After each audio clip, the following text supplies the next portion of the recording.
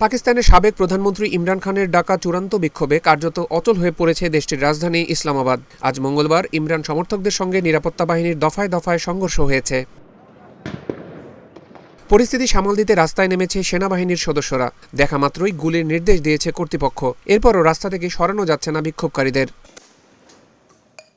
ইমরান সমর্থকদের সঙ্গে নিরাপত্তা বাহিনীর দফায় দফায় সংঘর্ষে আজ মঙ্গলবার অন্তত ৫ জন নিহত হওয়ার খবর পাওয়া গেছে। নিহতদের মধ্যে ৪ জনই নিরাপত্তা বাহিনীর সদস্য। পাকিস্তানের সংবাদ মাধ্যম জিও নিউজের এক প্রতিবেদন থেকে এই তথ্য জানা যায়। এদিকে ইসলামাবাদের ডি চকে সমাবেশ করার ঘোষণা দিয়েছে ইমরানের দল পাকিস্তান তেহরিকে ইনসাফ পিটিআই। জিও নিউজ বলছে, শেষ খবর পাওয়া পর্যন্ত তাদের একটি অংশ সেখানে পৌঁছেও গেছে। পরিস্থিতি সামাল দিতে আরও কঠোর হতে বলেছে প্রশাসন। সেখানে রয়েছে নিরাপত্তা বাহিনীও। টিয়ার শেল নিক্ষেপ করা হয়েছে।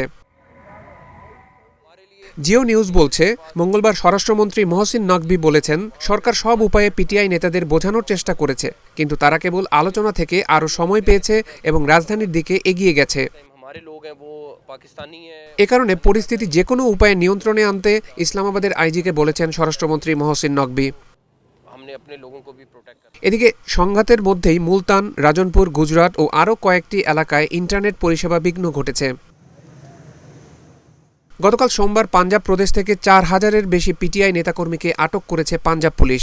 পাঞ্জাব প্রদেশের পূর্বাঞ্চলের নিরাপত্তা কর্মকর্তা শাহিদ নওয়াজ জানান, আটকদের মধ্যে ৫ জন পার্লামেন্ট সদস্যও রয়েছেন।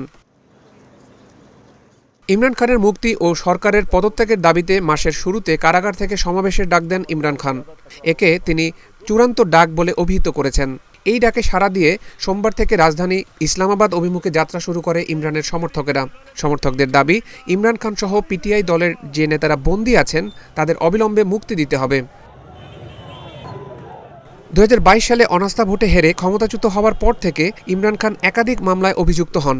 তার বিরুদ্ধে সন্ত্রাসবাদ সহ বেশ কিছু গুরুতর অভিযোগ আনা হয়েছে। তবে ইমরান খানের দল এসব অভিযোগকে রাজনৈতিক উদ্দেশ্য প্রণোদিত বলে দাবি করে আসছে।